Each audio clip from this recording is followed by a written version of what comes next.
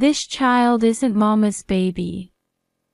The day after I gave birth to my daughter, my son, who had a mysterious power, looked at the baby in my arms with a strange expression.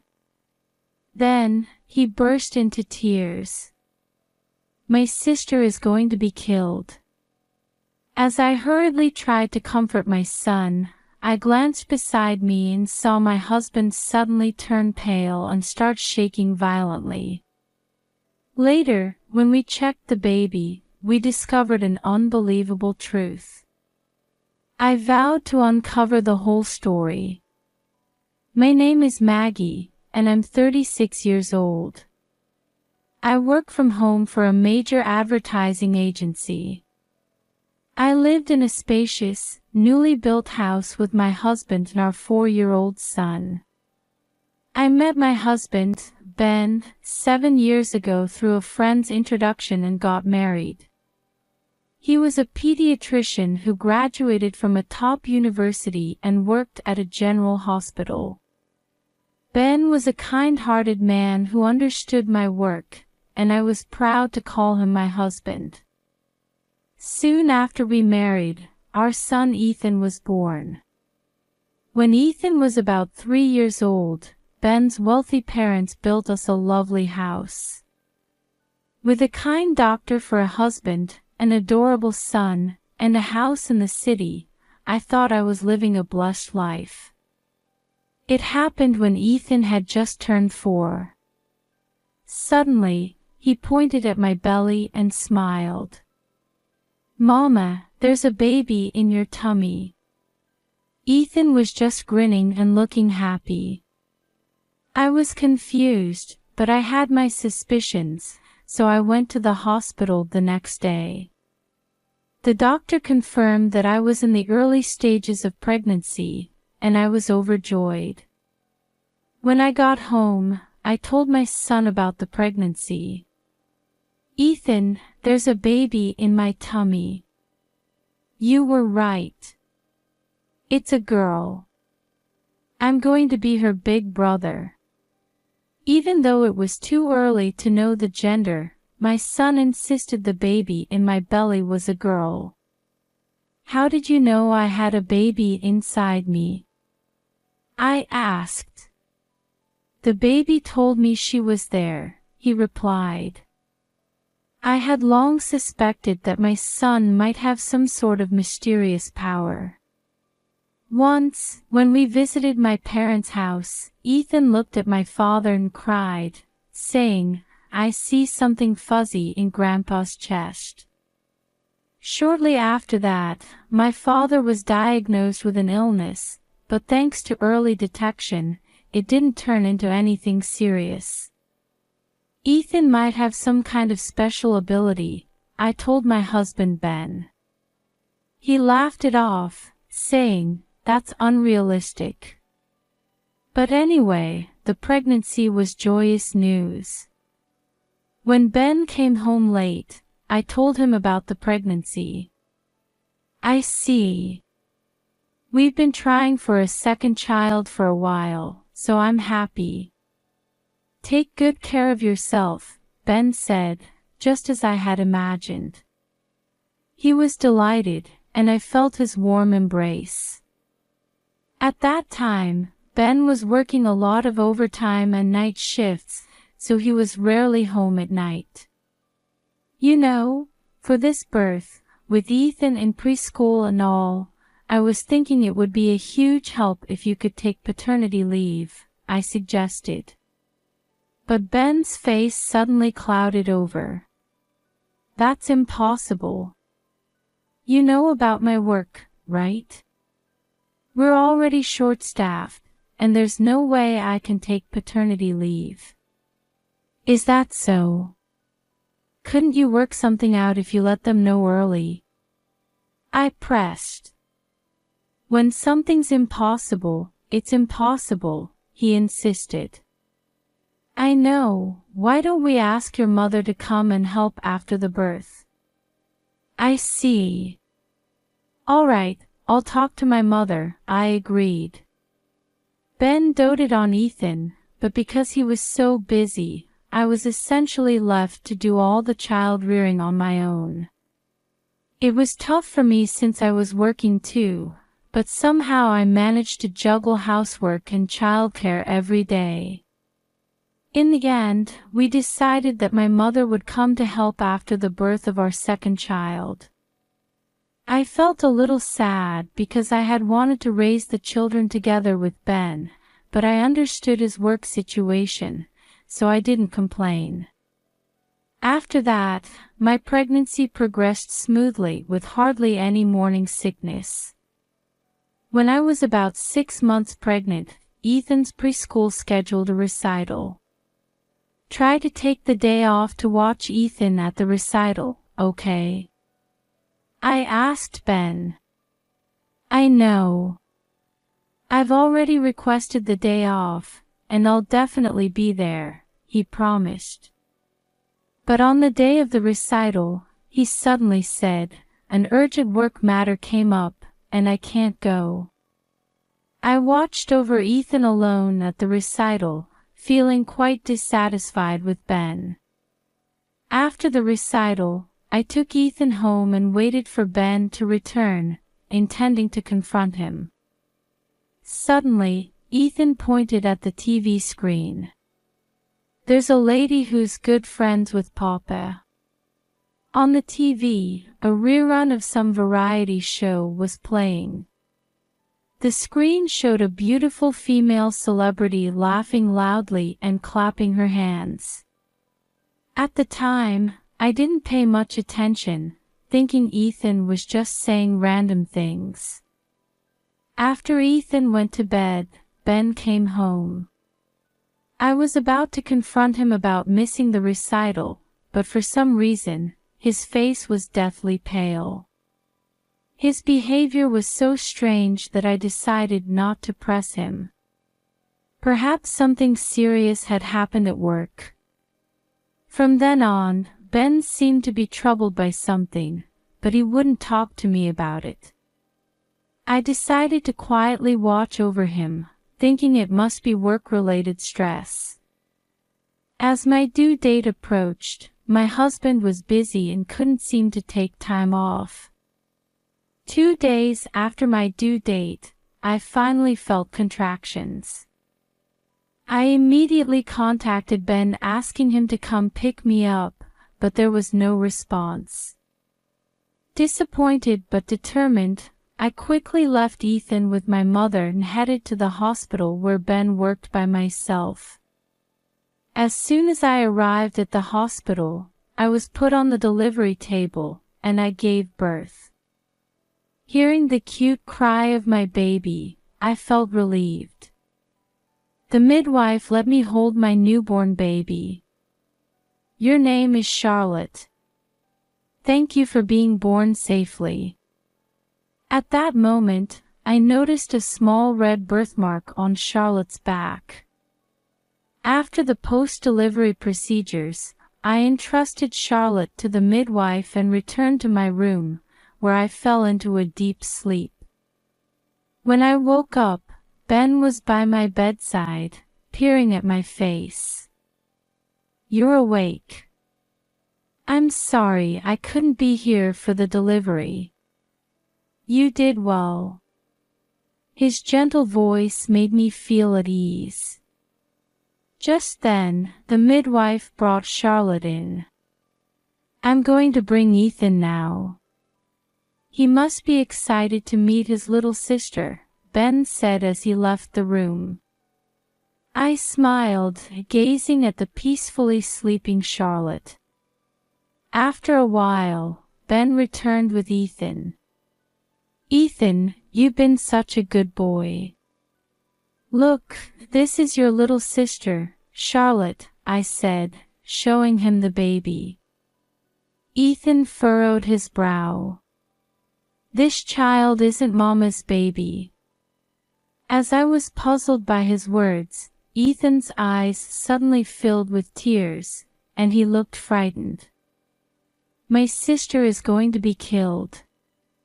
Then he began to cry loudly. Oh, Ethan, what's wrong? "Come here," I said, trying to comfort him.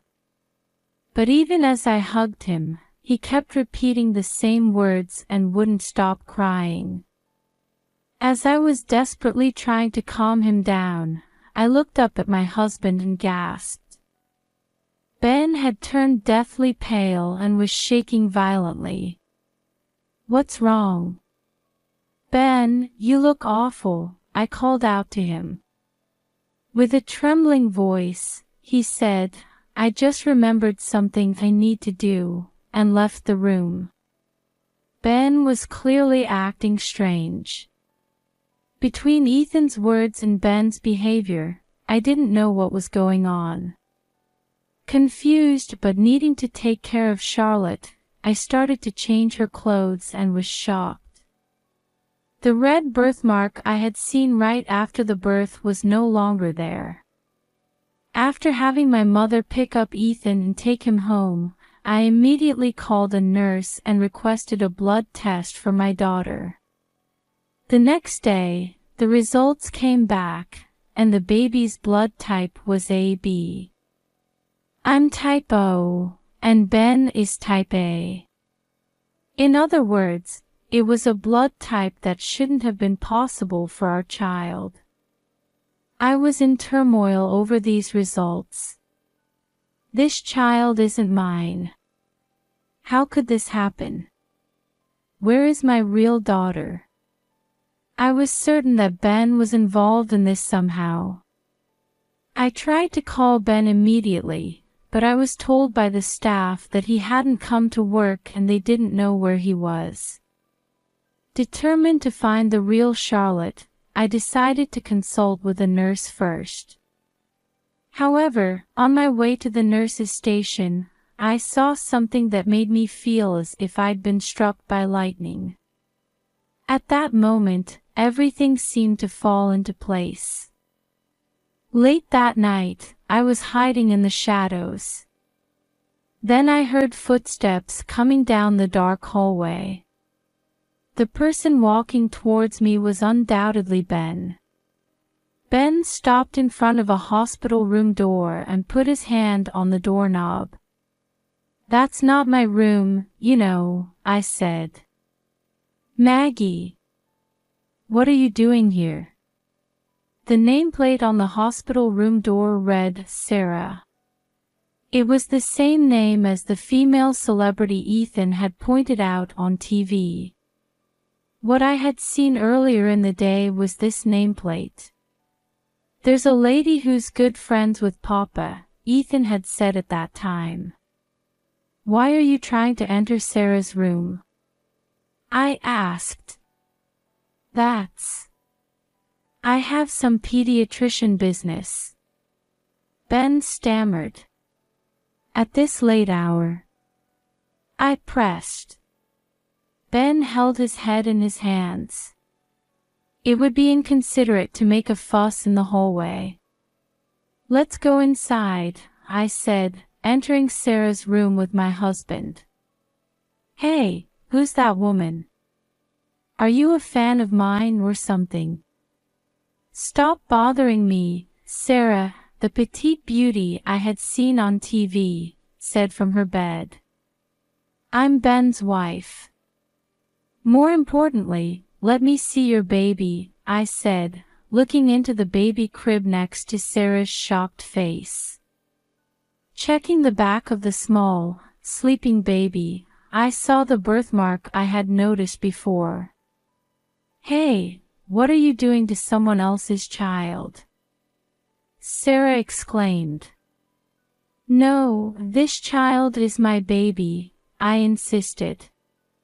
Ben grabbed my arm, saying, "Hey, Maggie, what are you talking about?"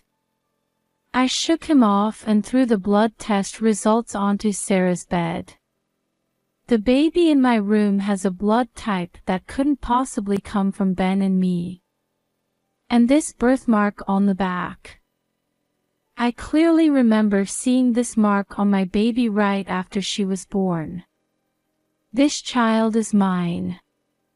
As I said this all at once, Ben tried to calm me down with a forced smile.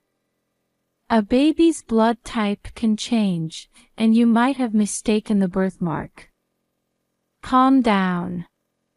Are you feeling off because of postpartum stress? If that's the case, we can do a DNA test to find out if this child is mine, right? I said, picking up the baby and glaring at Ben. He grew increasingly pale. First of all, what business did you have in her room in the middle of the night? Explain that, I demanded sternly.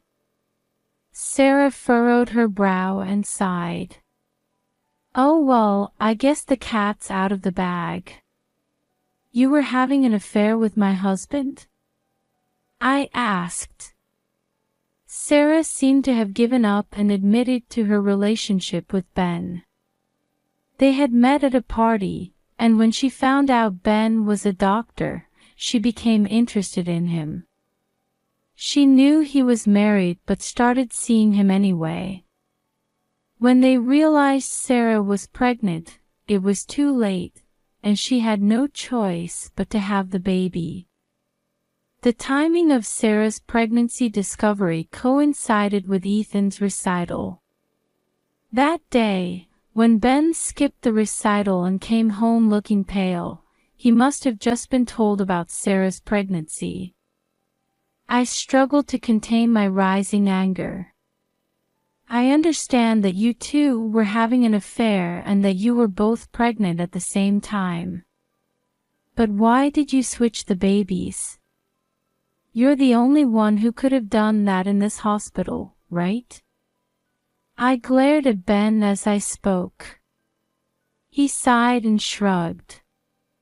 Sarah said she didn't want to raise the child even after giving birth, Ben explained.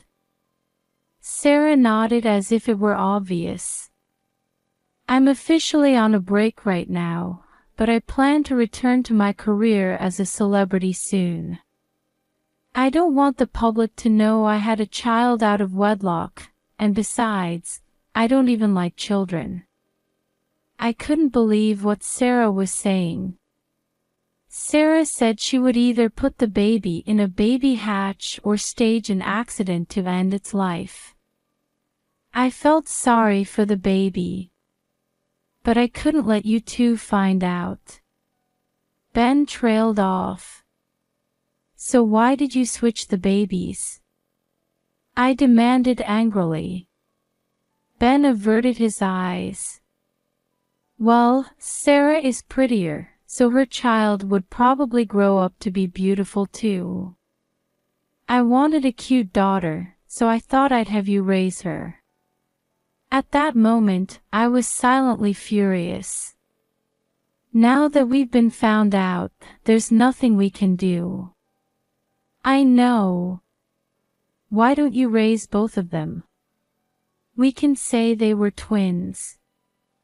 I'll earn the money, so you shouldn't have any complaints, right?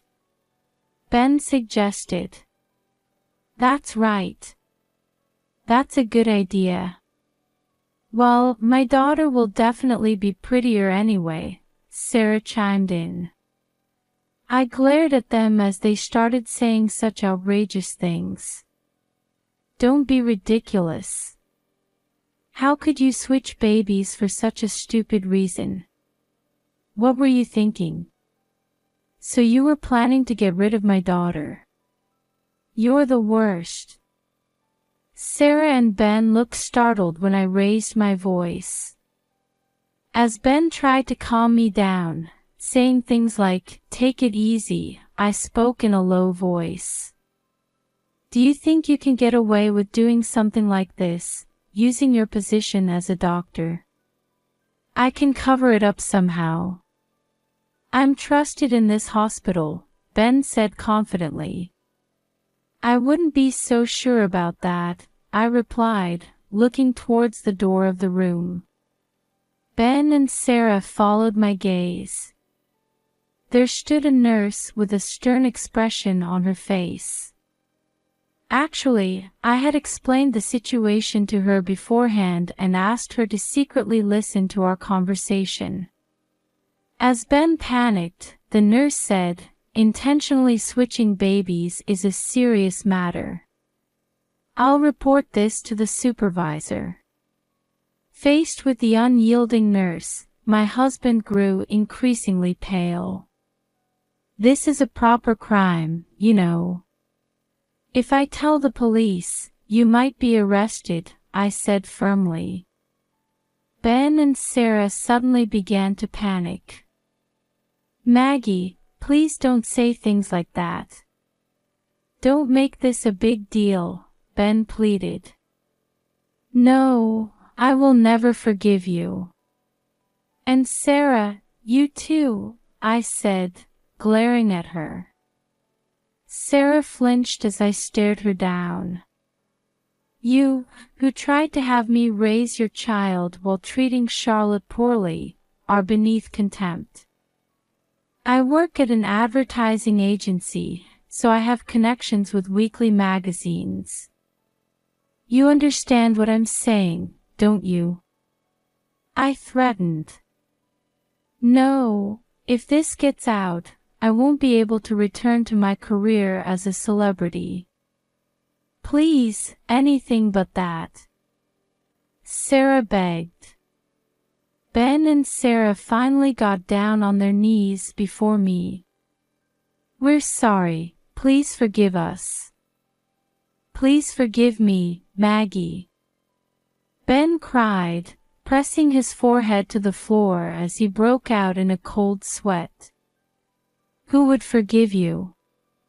Ben, we're getting a divorce. Be prepared to pay damages for adultery to both of us, I declared. Ben and Sarah slumped in defeat. Ben was taken away by the nurse, and Sarah collapsed onto her bed, sobbing loudly. Without looking back, I took Charlotte and returned to my room. Later, DNA tests confirmed that Ben had indeed switched the babies. I consulted with the police, but it seems they couldn't press charges. I divorced Ben, received the house and the property settlement, and got $50,000 in damages along with half of the child support for Ethan and Charlotte in a lump sum. We agreed that he would pay the remaining balance of $2,000 per month. As a result of me leaking this incident to a weekly magazine, Sarah became ostracized by society. She paid me damages and then disappeared somewhere. Sarah's daughter ended up being raised by Ben's parents, who are now estranged from Ben. I hear that Ben is now working at a hospital in a remote area, earning money to pay child support for 3 children. As for me, I'm raising my 2 children as a single mother.